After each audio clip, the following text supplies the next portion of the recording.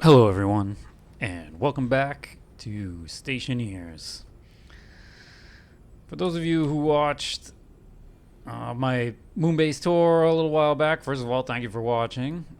Second of all, you may notice I kept mentioning things that I planned to do or improve, and now I've improved or done those things, many of those things, maybe not all of them. And I also did some things I wasn't necessarily planning on, and I wanted to share some of that stuff. So let's get right to it. So we're gonna get back to this. We'll get back to this in a minute. But first things first. One of the things I mentioned is I wanted to put more stuff in my operations room, and I've done that. So I put a second battery output or battery status for the batteries in the hangar. The other thing I did, which is quite useful, is I have basically how long it's going to take based on the current state of the battery and the power input and output, how long it's going to take for the battery to run down. And as you can see, now that the sun's coming up and the solar panels are starting to generate power, this number is going up, right? It's going to take more and more time for the batteries to run down. And then when the power output gets above, the power input gets above the power output, this thing will flip over from how long it takes to drain to how long it takes to charge. And the number will go from red to green, which looks like it could happen any second. Yup. And so as this number climbs, this number goes down. Now this number, because my power fluctuates, I didn't like the way it was making this number jump around. So I'm basically keeping a history of the last 6 seconds, and then I'm averaging it so that this number kind of smooths out. And that seems to work pretty well. The other thing I did, which I'm more excited about, is I did get some inventory displays working. And these are going through, this one's going through the vending machine up on the 9th floor. And I got to give a shout out to my buddy Thranxis, because he did a lot of work on inventory management, going through things that have slots like vending machines. And so his work made it easier for me to do this. I didn't have to start from scratch, really. And so this thing is just going through the vending machine, and it keeps looking for, it's got a list of hashes, right, which are the canned goods that I care about, particularly when it comes to things you can sell. And basically it just runs through the vending machine, keeps a total of how many of that hash it found, and then puts it on the display. Similarly, I'm doing the same with all the silos down in the sub-basement. I've got 2 chips that are basically pulling all the silos, and it's just running through every type of ore, doing the same thing, outputting how many of each one I have. And I'm also using this for some automation for restocking the vending machines that I use to sell things to traders, and we'll get to that in a minute. But that makes this room a lot more useful than it used to be, and I'm happy with how that came out. And the next thing we got, you know what? Before we go down there, I'm gonna grab a spacesuit, because we're gonna take a trip out to the hangar. And we're gonna get down to the sub-basement. And once again, if you remember the tour, these were all just showing me the pressure, and I was like, you know what, I really want more than that. So what these devices are doing is they are checking the time on the clock. If you remember, I have like I had up in the ops room, I've got the clock, which is a number being output by a chip up in the server room. So instead of using the chip in the filtration device that can only look at 2 devices, I've put chips on the wall. They correspond to each type of gas. And they are taking the time, dividing the time by 6, doing modular math to figure out whether they want to display the pressure. That's the green number. And then after 6 seconds, you get the total number of moles. You can see they're not quite synchronized. So I can get them to be synchronized. You have to put like a little offset in. You're basically changing the time zone of each chip. But yeah, I spent some time trying to get that squared away, and it changes every time you reload the game. So I was just chasing it. So I just kind of live with the fact that they're not all perfectly synchronized, but they're close. They're close. So yeah, you get the pressure in the tank, you get the total number of moles, and to get the total number of moles, it's adding what's in the tank with what's in the different kinds of pipes. So that could be these gas pipes, it could be liquid pipes, and it could be liquid tanks in the case of nitrous oxide and pollutant, right? And so in this tank, there's nothing in there, right? And there's nothing in there. So to get that number, right, I'm basically looking at what's in the tank and what's in this pipe. And then the final value is what's left on the filter. And it's doing that calculation based on filter being in both slots. So that's why this says 16%, even though that's a 31%, because it's percent of the total. So the real quote-unquote total would be 200%, right? I just divided by 2 to make it a number between 0 and 100%. And at a glance, this is great. This gives me a lot more information than I had just looking at, pressure, right? For water, it was basically useless, right? Because the pressure is always, like 12 kilopascals now. So getting a little more information makes it a lot more useful. I don't have to run up to everything with the tablet to figure everything out. And also, I got a few extra tanks. You saw that I have a rocket. We're going to cover that in a little more detail. But to bring gas in from the rocket, I also have an ice crusher out there. So gas is coming in from outside. It goes down this pipe. But because I have the ice crusher, I'm also getting water. And I was originally just storing water in this tank until I realized that was crazy. So I have that tank joined by a long pipe over to this pipe that goes to this tank. So this number is actually what's in both of those tanks and the pipe, but not the drinking water supply, which is separated from the rest of the water storage by this pump. And one of the very important reasons for that is, as I learned from killing a couple of my plants, that this water could be very cold, and it could be colder than the plants want it to be. So I don't want that just connected to the pipe that goes up to the hydroponics lab. So I can control that with this pump.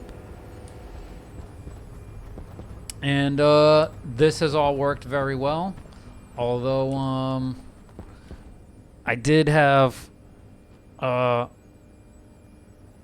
incident.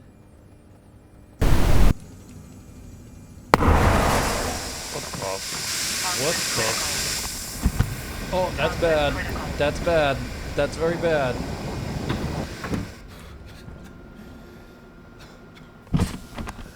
Oh, this is bad. This seems bad. Oh!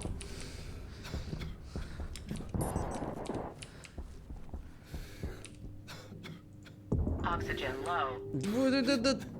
Oh, that can't be good. That can't be good. Critical. Temperature critical. That can't be good. Low pressure. Oh, that's bad.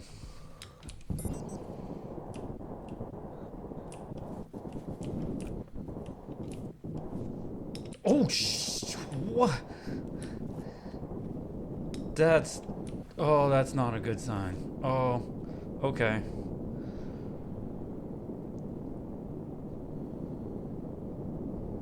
Okay.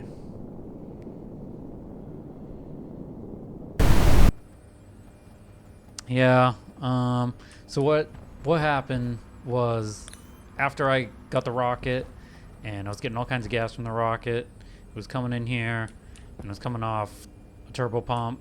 Well, you saw the turbo pump was like over here, and it was pumping stuff in, lots of gas, and that was great. Um, and of course, I was concerned that now I'm getting all this extra gas. Um, what if these pressures get too high? So that's why I had changed, right? All the displays over, and everything was fine except for one thing. And the one thing that was not fine was, if you come over here, this is where on the third floor all the tanks are, right? Where you can drop off your waste tank and get nitrogen for your jetpack and oxygen for your suit.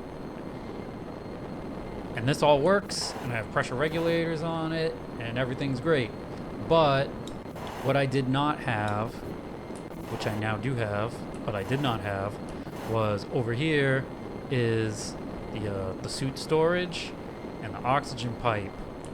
As you can see here is after the pressure regulator, but that was not the case. It was coming like off of this pipe, and once this tank over here got above like 20 megapascals, I basically turned the suit storage into a bomb, and when the suit storage exploded, it busted all these pipes over here, and as you can see, this one's oxygen, right? And this one's volatiles.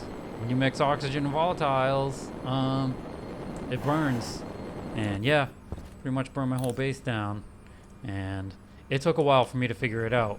Once again, I got to give a shout out to Thranxis because he saw me like while I was in the midst of like the reload, try to figure out what's wrong. Base explodes, like time loop, and he was able to identify that the initial explosion seemed to come from this area.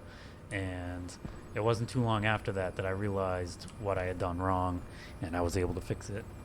So, yeah, that all works now. So that's good. The other thing I changed that I wanted to show was, well, I'll go upstairs just for a moment while I put my suit on.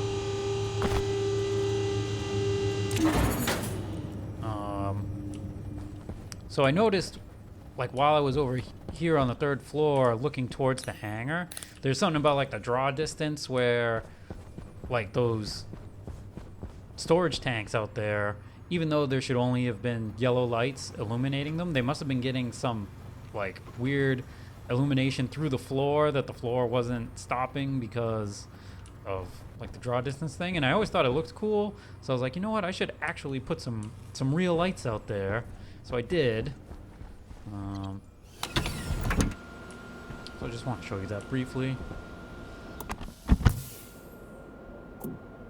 And there were a couple other like minor updates to the hangar that I'd like to show.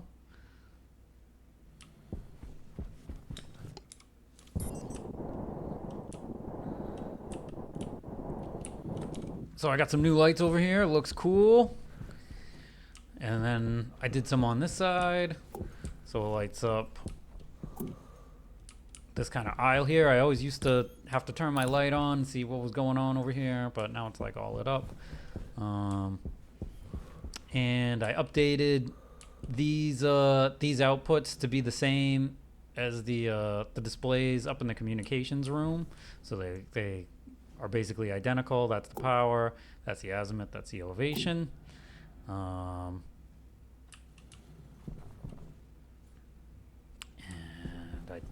Oh yeah, and the other thing was I added a couple more radiators, so I get a little more little more cooling.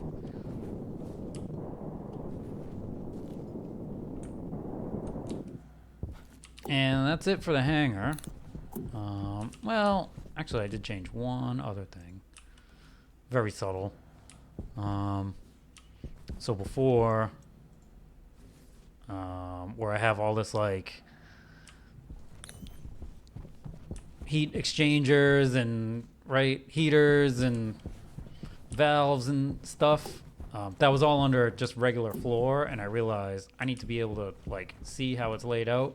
So I replaced that with windows, so I can walk over it without bouncing up and down, but I can still see how all the pipes and valves are set up. So that was a nice little improvement. Not McDonald's. McLegally distinct restaurant is still the same.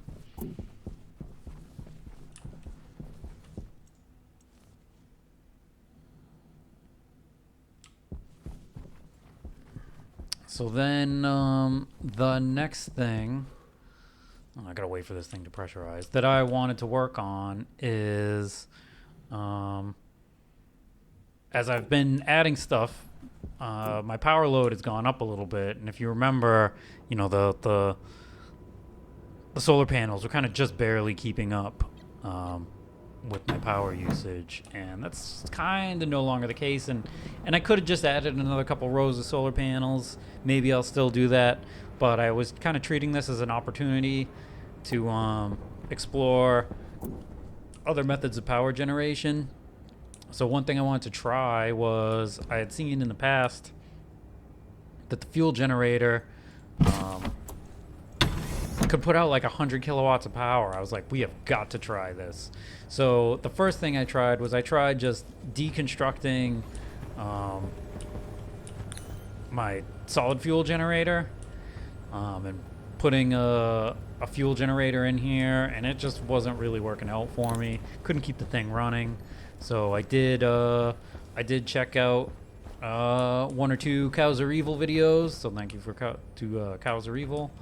It helped me figure out some different ways of keeping this thing running, and I ended up putting my own spin on the tried and true method of just having a reservoir of cold air,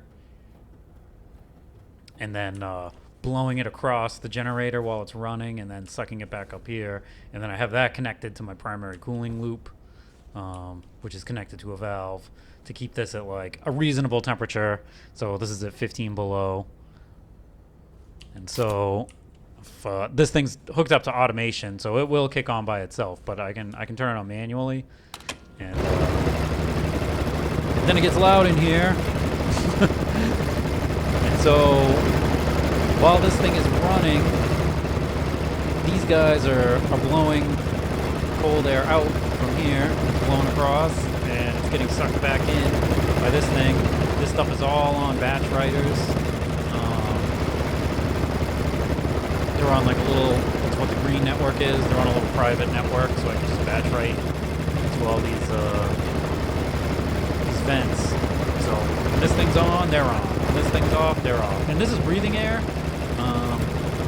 As you can see, some of the carbon dioxide does turn into a liquid, which puts some stress on the pipes, but it's manageable. I didn't feel the need to do anything weird, like have this be, you know, something besides regular breathing air, and that's very useful because, I can open this room, I can leave, I can close the door. One thing I did do is, if the generator kicks on by itself and this door is open, this door will close. So that I'm not just leaking the cold air out of here. I can pull the full value out of this air. So I'm gonna just go ahead and turn this off. This stuff turns off, and then this thing will slowly come down to temperature. And so, oh yeah, hold on, we'll fire this thing back up again. One thing I noticed is it looks like they nerfed the fuel generator. While this thing is on, I'm only getting 20 kilowatts out of it. And I tried all kinds of stuff. I tried making the fuel hotter, I tried making it colder, I tried all kinds of things. Pressure higher, pressure lower, all different stuff. I can never seem to get more than 20 kilowatts out of it. So I think they nerfed the fuel generator. I thought I read some stuff online about that. So I was like, well, this is all for naught. But I put all this work into it, and it works. So I left it here. But what that means is, so if this thing makes 20 kilowatts, and then I come over here, and I added a second solid fuel generator, and easy, whoa, whoops, oh, whoops, I forgot, oh no, that's closed, but this was under vacuum. So when this thing kicks on, it vents all the exhaust out. So this room was under vacuum until quite recently. So I got 2 fuel generators in here instead of 1, and they're using the solid hydrocarbon fuel, which you have to smelt. We'll get to that in a second. So each of these makes 20 kilowatts. There's 2 of them, so that's 40. So 20 plus 40 is 60. And then when the solar panels are at full blast, they're putting out like 50 kilowatts. So that's 50 plus 40 plus 60 is over 100. It would blow the the heavy cable, which goes up to 100 kilowatts. So this thing actually feeds into a battery, and then this thing feeds into a transformer. So it's only putting out 7,500 watts. But the way this kicks on and off, this battery basically never fills up. So I don't lose any of the power that I generate off of this, other than what the natural discharge of the battery. But even that's pretty limited because at 7,500 watts, this thing will eventually run down to 0. So it's fairly efficient. It's a little bit convoluted, but it works pretty well. So if they ever make changes and give this thing more power, I'll have this thing ready to rock. So that's one of my other improvements that I don't think I even mentioned. But then once I was like, well, all right, I guess we're back to, solid fuel, and I don't want to keep dumping coal in this. I could have done some automation to just keep feeding coal into it, because I get coal out of my mining drill. But I was like, well, they went through all the trouble of doing this solid hydrocarbon, so I'm going to smelt solid hydrocarbon, which means the Smeltinator 9000 needs to smelt hydrocarbons. Oh, call the elevator.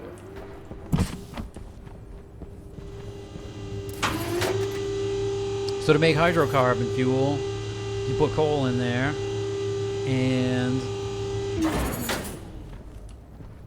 you run superheated volatiles into the furnace. And once the volatiles are up above like a megapascal, let's see, hydrocarbon, right, needs to get over a megapascal,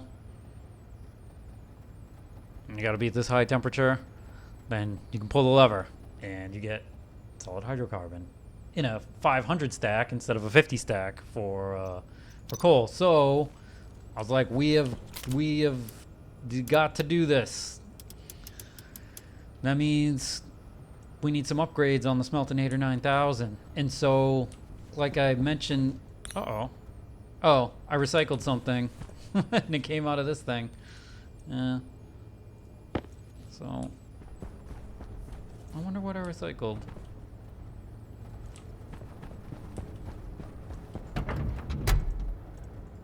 Oh, I need a stacker. I'll have to make a stacker so I can Hydration critical. yeah, whatever. So I can stack up all this reagent.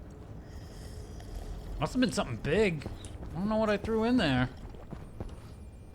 Anyway, we'll deal with that later. So like I mentioned, the furnace chip, I'm already using like every line of code, so I wasn't able to add anything. to do the hydrocarbon smelting. So that was a whole new chip. So I added a new chip, and it works. Basically, it does a test to make sure the stuff is hot enough.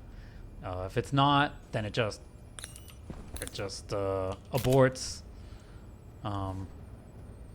If it is hot enough, then it vents the entire furnace because you need pure hydrocarbon.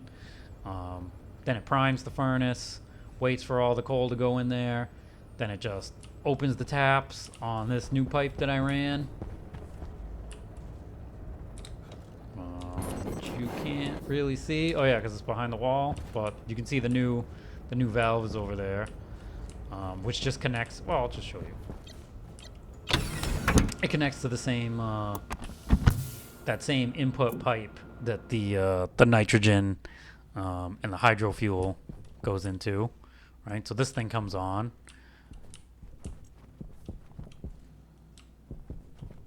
And once all the coal's in there and this thing gets up to temperature and pressure, same as it ever was, right? It pulls the lever. But the catch is, on the Smeltinator 9000, when you engage the button that starts the process, it's supposed to lock out the dial so that you can't, right, hit the button again until it's done smelting. Otherwise, right, chaos reigns. The thing will go insane. And because the chip that controls this stuff is looking for a device or a signal from the furnace chip, and the furnace chip isn't the thing smelting the hydrocarbon, it became a problem. I was like, how do I know when this thing unlocks? And so it was actually someone who watched the tour. His name's Haggle something. He left a comment that was like, hey man, why aren't you using the cable channel values and just write to that to run your furnace instead of like sending all these values back and forth? And the short answer was I probably should, but I never really looked into it. So I did a whole lot of science and kind of learned how to do that, and it turned out to be useful for a couple of different things. So I'm grateful for that feedback. And that's how it works. So basically, when either the furnace chip or the new smelting chip, which I think is, hydrocarbon smelter, when either of those are done, it actually writes a value to the cable channels, and then that's how the ingot selector, how the ingot selector knows to unlock the dial again, even though there's two different devices. So, I mean, I've gone through all this trouble of explaining it. I might as well smelt some hydrocarbon, right? As you already know, right, this thing changes the value, right, based on how much coal I have in my silo. So this thing goes, so now you see it's releasing, but the first thing it's doing is venting the furnace. So it'll wait until, even though it says 0 kPa, because there's a temperature, it's still, there's technically something in there. It's at like a few hundred pascals or whatever. So once it finally for real gets down to nothing, you'll see it immediately start to go back up again as it primes the furnace.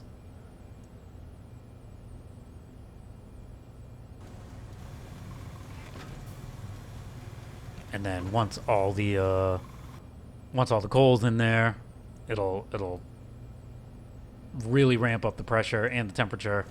And then once it gets over megapascal, pulls the lever, and we'll get a piece of hydrocarbon fuel.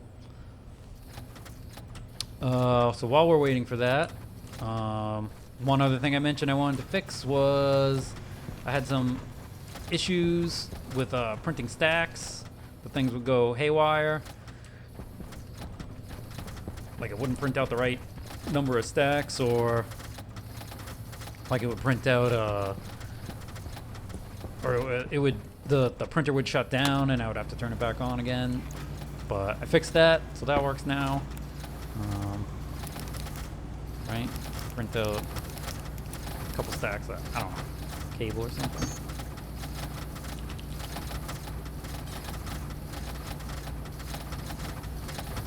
Right?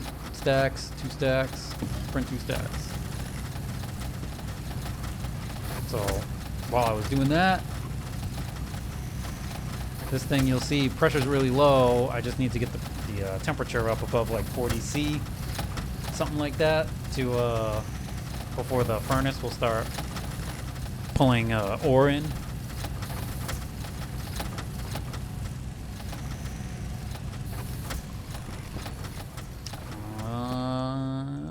Did I make any other? I shot a lot more basketball hoops. Oh yeah. Remember when I said I have room for one more rack? Well, I have one more rack because we're doing a lot of business out there. And I needed a whole bunch of chips to manage it all. So I commissioned the new rack RR.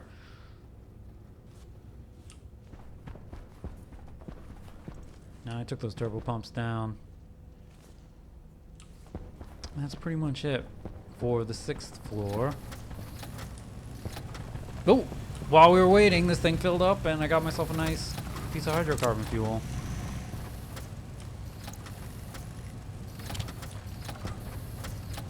And so, yeah, as you saw before, I added a second fuel generator. So, yeah, I can easily power the whole base overnight using the solid fuel generators, since I have 2 of them running now. And now that I have all that hydrocarbon fuel, I can load it up with the hydrocarbon bricks and they can run for a really long time. So now, let's see. Next up is, oh yeah, we'll go up to the hydroponics lab.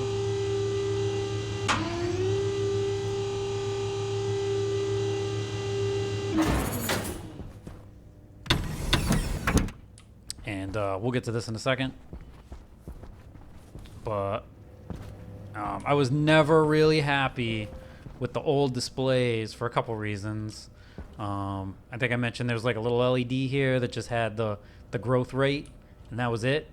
And then there was like the monitor here that had the hash for what was growing, and that was pretty much it. And I didn't like how they were all facing out. So like if you were standing here, you couldn't see what anything was. You had to like go all the way to the end of the row and then look back, and then like you couldn't see what was on this row. You had to walk all the way to the end of this row and then look back. So I reworked this, and as you can see, I've relocated the consoles so that they face out, which looks nice. And I did the same trick that I did with the gas displays on these displays, and they rotate through 3 different values.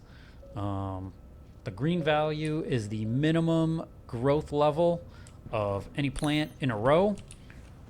The red value is the minimum growth rate of basically the lowest growth rate of any plant in this row. And then the yellow number is the difference between the slowest growing plant and the fastest growing plant. So as you can see, like the pumpkins are doing awesome, and they're very consistent. Right? The slowest one is 146%, spread of 20%. So it's 146 to 166 or whatever it is. Yeah. So they're all very consistent. They all pretty much mature at the same time, and they're all growing super fast. Right? Meanwhile, I got rice over here. They could be doing better. So the rice gets harvested, right, over and over again. So I get a lot of genetic drift. So I actually have, out of my 2 rows, I actually started a 3rd row somewhere that doesn't get harvested. Or did I? Oh no, I did. That's what this is over here. So these guys aren't getting harvested at all. And I'm doing that so that I can kind of do some mild genetics, right? I can either just do some selection or, you know, and replant things, or I can bring stuff down to the genetics lab and try to isolate good genes or remove bad genes, or at least get some more details on the genetics of the different plants to try to get them to come out a little more even. I think the issue I'm running into for the most part is the maximum ideal pressure keeps dropping, and it drops to some crazy low number like 40 kilopascals, and then they grow like crap. So I'm trying to weed, no pun intended, weed those out, so the stuff's growing faster. But this is great. I love this. This gives me a lot more information, and I debugged a couple of issues I was having. No, I don't want to remove stuff.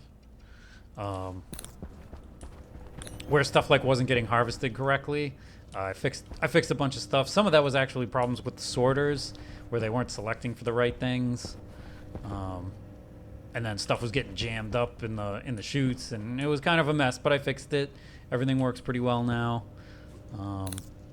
Right, I had a problem where like pumpkins were getting harvested too much because of the drift. They would be at like a seeding level, and then so now it's protected from doing that.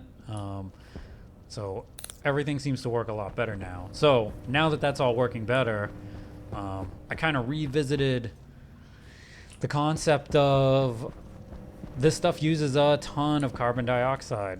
You know, I got all these, now I've got almost like every row is like almost fully populated.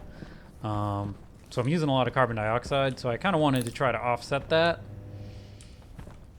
And mushrooms make carbon dioxide out of oxygen. So I planted a ton of these.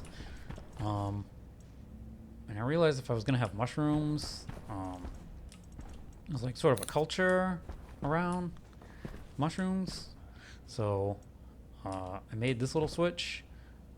Cue up your favorite Parliament Funkadelic music as I hit this switch.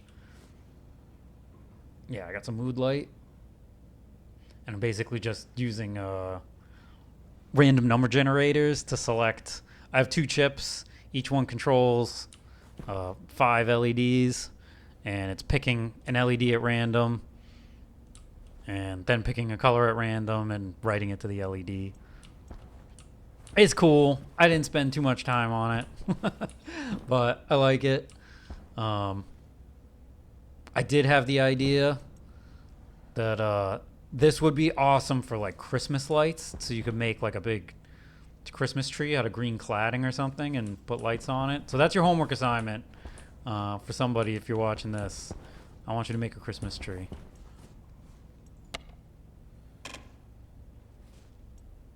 So yeah, that's my magic mushrooms. I think that's about it for the hydroponics lab. So now that I'm making so many more vegetables, because it's so much more optimized, I also realized, like you saw before, I had all these vegetables sitting in here, and I had all this cooked vegetables sitting in here, but I still had to, anytime I would sell vegetables or canned goods to a trader, I'd have to go downstairs, look at the displays, remember how much of each thing I want, come back up here, and then churn them all out manually. And I'm way too lazy to eat. I'm too lazy to use the automated cooking and packaging machines. So I ended up writing a couple more chips that basically this machine is taking a look at the different canned goods in here and keeping the running total, just like the inventory display downstairs. And if there's a difference between some number that I've defined as how many I want and how much is in there, it runs through all the different types, and it'll cook that until the numbers match up. And I think what this thing is doing right now is I'm out of rice, so it's every time it goes around, it tries to cook, rice pudding, but it can't because it doesn't have any rice. But meanwhile, this thing, when it gets rice, it just goes around. Again, it's a list of things I made. So it just goes around and tries to cook something, and if it can't, it gives up. If it can, it prints for like a minute. That way, right, if I had like 1,000 tomatoes in here, this thing wouldn't be waiting forever for rice while it's making tomatoes, right?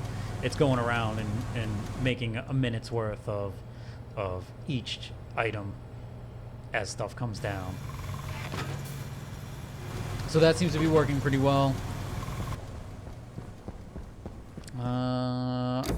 One thing I talked about that I did not do is I'm not auto dialing in any ships yet. That's still kind of forever on my to-do list. I will say, standing up here, I really like how the new lights kind of light up the interior. It looks nice. Still can't really tell if the doors are open or not at night, but at least you can see what's going on down there. Looks cool. Let's see, what else do we got?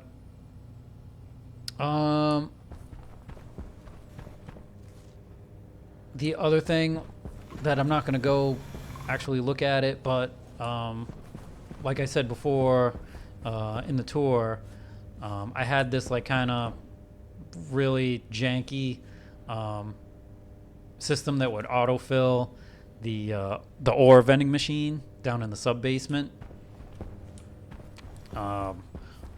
But it didn't work out all that well, so I basically used this same technology, except it looks in the ore machine, or the ore vending machine, and whenever there's a shortage of anything, it just sends a request to the ore dispensers, right, and diverts the chute downstairs.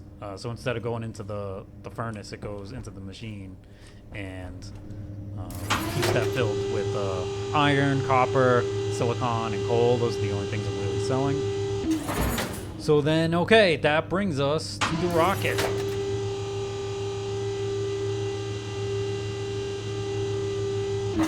So the rocket is really kind of like sort of the end game device. It costs a lot to make. You need a lot of the advanced alloys and stuff like that. So that's sort of like, once you've done it all, that's like the thing that there is left to do. So I was like, all right, I'm going to build a rocket. I didn't know anything about the rocket. I didn't know how to build it. I didn't know how to run it. Building it actually turned out to be not all that difficult. You just need a lot of the advanced alloys, which I have thanks to my mining drills and the Smeltinator 9000. That was easy, but running it was very confusing. And once again, I'm going to thank Cowser Evil. He did a couple good videos on how to run the rocket, and you might even notice I kind of even have some of my displays and my ground control are kind of sort of in a similar layout to how he had his laid out, with my own spin on it. But I did all my own work for the autopilot code. I mean, really, all the code I did myself. It was just knowing. I didn't even know you could change the mode from a chip sitting in a rack on the base. I thought everything had to be like on the rocket itself. So that was an important thing to learn. So yeah, hold on. We can't just have this thing sitting on the pad. Well, let's wait for the sun to get a little higher. So yeah, while we're waiting, my rocket's got the mining, or sorry, the ice mining and the gas mining modules on it. And so this thing is flipping back and forth between the pressure in the gas storage in kilopascals, and then the blue number is how many ice stacks it has in it. And yeah, we'll put it on manual mode first. Okay, so now we're ready. I've been waiting for a reason to use this button practically since I started playing the game, and now I do. So we got this thing set to launch. Let's do it.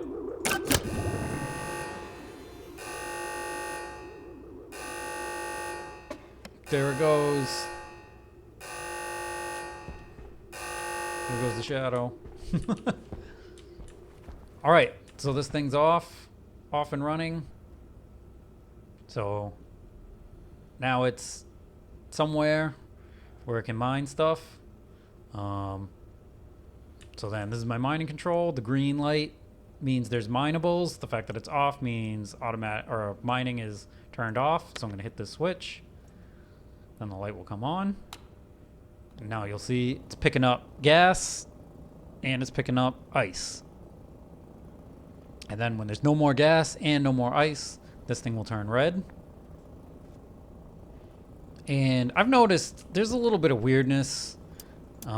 I really should be able to go directly to 2 from 4, but it seems like for some reason it gets stuck sometimes. So I go to 3 and then I go to 2.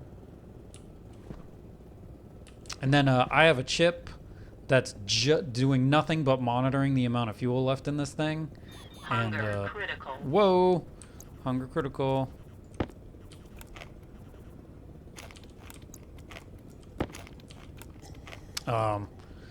And I have it set for some, I think, extremely safe value. Might be set for 5,000. It's either 5,000 or 2,000.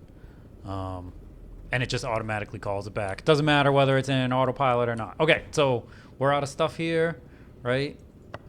So I move it, change it to 2. Whoops, I meant to turn that off. Mining is off. It's traveling. Now it's 4. Turn the mining back on. Boom, mining is on. It's picking up ice and gas. So now what I'm going to do, I'm going to turn on autopilot. So now what should happen is when this thing is done, it should automatically start traveling again. And then when it gets back to, right, arrived at a place to mine and there's stuff to mine, it should turn the mining back on.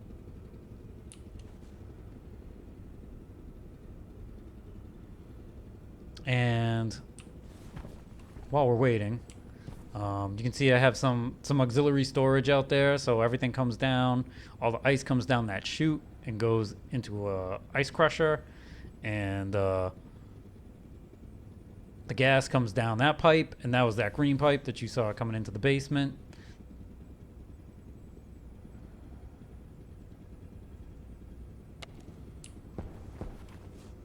Oh, so went back to traveling.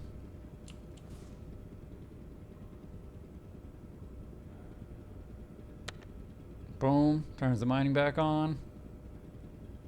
Now we're mining again. And so it'll do that until fuel gets down to some level that's safe. I think 2,000 is pretty safe. Oh, it'll also come back. So if this number gets up to like 10 megapascals or some crazy number of ice, you know, like 500 or something like that, then it'll land itself automatically if the storage gets high. So either of those two situations will cause the rocket to come back, but we can always bring it back on its own. So I'll turn autopilot off, set it to land. I'll turn the mining off. So let's bring this bad boy back down. The lights are a nice touch. I want there to be some, you know, some theater to it.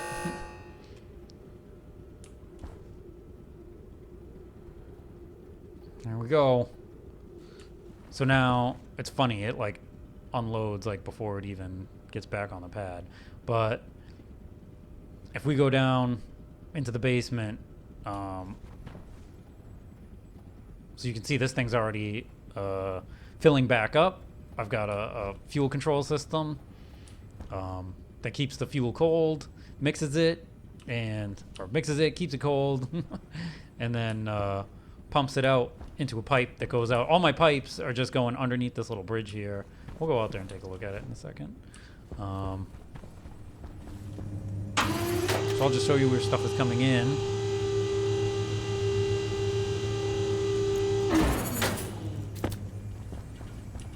So this pump runs whenever there's gas in here.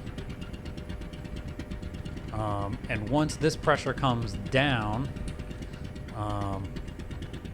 then the ice crusher runs, and this thing will basically toggle on and off based on the pressure in this pipe. And that's to keep there from being too much liquid in this pipe. But even then, it's not a big deal, because one thing that I added is I realized that pumping a ton of gas in here will cause liquid to condense, and so I wanted like some temporary storage. So put this liquid tank here that's basically the same as kind of the same deal as is going on with the pollutant. It's got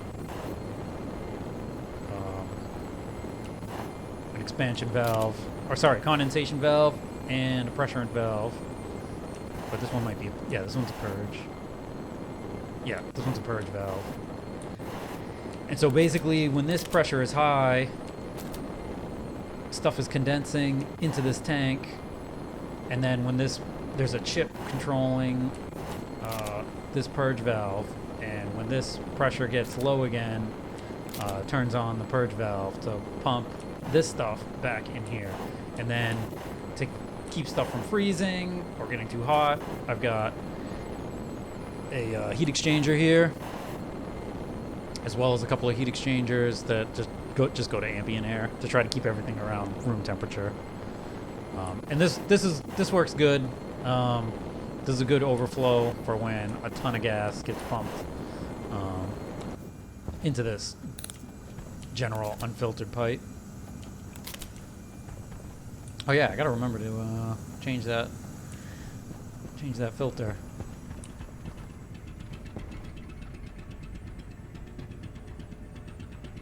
And then, like I said, the water from the ice crusher comes down here. So I think that's pretty much it. I think we'll wrap this up by taking a quick trip outside.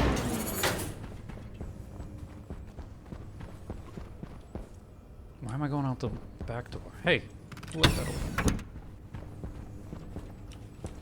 Oh, maybe we'll go out the back door. That yeah, I don't know why this airlock. There's some weirdness between that airlock and this button. I gotta fix that. See, there's always, no matter how much I do, there's always one more thing to fix.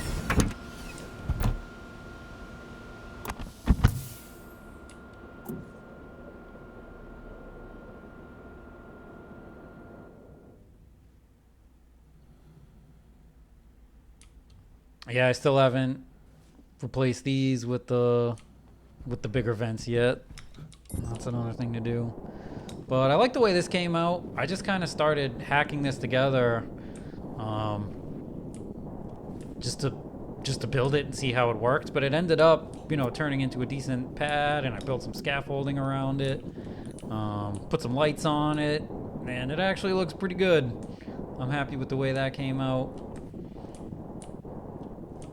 So you can see I got my, I was doing some science with a vending machine. I don't really need that anymore. But yeah, same thing here. I got liquid storage, and then gas storage and liquid storage.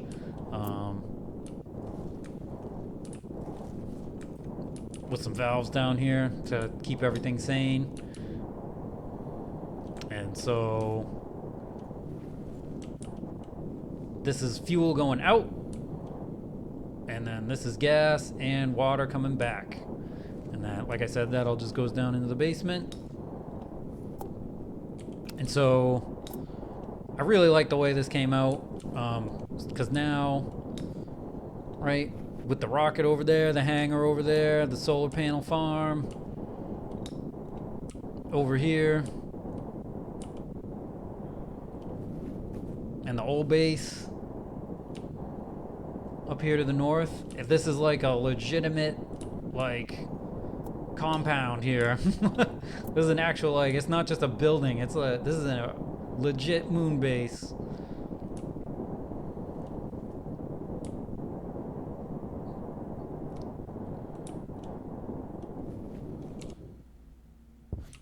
So that'll pretty much do it. I think that's everything I've done. If not, you're not gonna know about it because I didn't tell you about it. But yep, that's my moon base update. I've heard there's a lot of changes to the rocket coming in the beta branch, so we'll see what happens when that changes. But in the meantime, thank you for watching, and I'll see you in the next video.